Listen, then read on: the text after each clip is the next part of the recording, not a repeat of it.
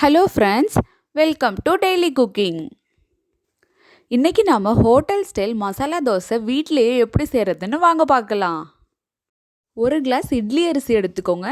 இது 100 கிராம்ஸ் இருக்கும். ஒரு கிளாஸ் இட்லி ரைஸ்க்கு 1/4 கிளாஸ் உளுந்து போட்டுக்கோங்க. 1/2 கிளாஸ் அளவுக்கு அவல் சேர்த்துக்கோங்க.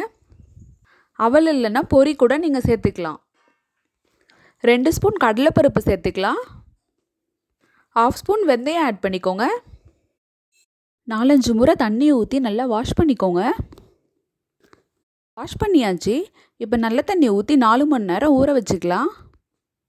4 மணி நேரம் ஊறின அரிசியை மிக்ஸி ஜாரில் மாற்றி நல்லா அரைச்சி எடுத்துக்கோங்க.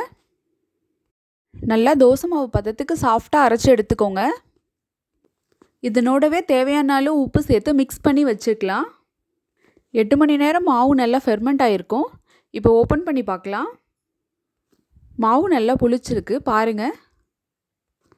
ஒரு கப்பில் 2 ஸ்பூன் மைதா மாவு ஆட் பண்ணிக்கோங்க. 2 ஸ்பூன் அரிசி மாவு ஆட் பண்ணிக்கலாம். 2 ஸ்பூன் ரவை ஆட் பண்ணிக்கலாம். இது எல்லாத்தையும் தண்ணி ஊற்றி நல்லா மிக்ஸ் பண்ணிக்கோங்க. பேஸ்ட் மாதிரி நல்லா கரைச்சிக்கோங்க. கரைச்ச இந்த பேஸ்ட்டை நம்ம அரைச்சி வச்ச மாவோடு மிக்ஸ் பண்ணிக்கலாம். இப்படி செய்கிறதுனால ஹோட்டலில் செய்கிற தோசை மாதிரி ரொம்ப கிறிஸ்பியாக இருக்கும். 1 ஸ்பூன் சுகர் ஆட் பண்ணிக்கலாம். எல்லாத்தையும் நல்லா மிக்ஸ் பண்ணிக்கோங்க. தோசை மேலே ஸ்ப்ரெட் பண்ணுறதுக்கு ஒரு ஸ்பைசி சட்னி அரைக்கலாம். ஒரு வெங்காயத்தை நல்லா பொடிசாக கட் பண்ணி வச்சுருக்கா, அதை ஜாரில் போட்டுக்கலாம். 10 பல்லு பூண்டையும் ஜாரில் போட்டுக்கலாம். 2 ஸ்பூன் பொட்டுக்கடலை ஆட் பண்ணிக்கலாம். 4 காஞ்ச மிளகாய் ஆட் பண்ணிக்கலாம். தேவையான அளவு உப்பு சேர்த்துக்கலாம். கொஞ்சமாக தண்ணி ஆட் பண்ணி திக்காக அரைச்சிக்கோங்க. தோசை மேலே ஸ்ப்ரெட் பண்ணுற சட்னி ரெடி ஆகிடுச்சு. பொட்டேட்டோ மசாலா ரெடி பண்ணிக்கலாம். வானல் காஞ்சதும் 1 ஸ்பூன் ஆயில் ஆட் பண்ணிக்கோங்க. 1/4 ஸ்பூன் கடுகு, 1/4 ஸ்பூன் உளுந்து ஆட் பண்ணிக்கலாம். கடுகு பொரிஞ்சதும் 1 ஸ்பூன் அளவுக்கு கடலைப்பருப்பு ஆட் பண்ணிக்கலாம். எல்லாத்தையும் 1 டைம் நல்லா கிளறி விட்டுக்கோங்க. ஒரு கொத்து கருவேப்பிலையை ஆட் பண்ணிக்கலாம். ஒரு பச்சை மிளகாவை கீறி வச்சுருக்கா, அதையும் இதில் ஆட் பண்ணிக்கலாம். 2 காஞ்ச மிளகாவையும் இதில் ஆட் பண்ணிக்கலாம்.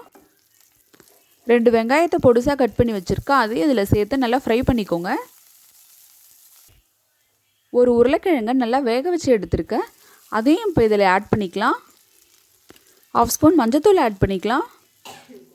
தேவையான அளவு உப்பு சேர்த்துக்கலாம். எல்லாத்தையும் நல்லா மிக்ஸ் பண்ணி விடுங்க.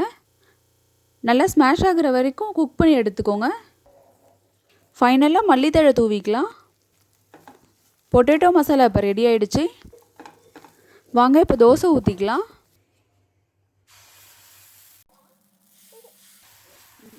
ஸ்பைசி சட்னியை தோசை மேலே நல்லா ஸ்ப்ரெட் பண்ணிக்கலாம். சுற்றி ஆயில் ஊற்றிக்கோங்க. நெய் பிடிக்குன்னா நெய்யும் ஆட் பண்ணிக்கலாம்.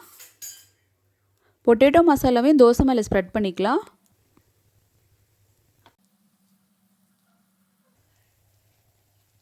Hotel style crispy masala dosa ready ஆகிடுச்சு.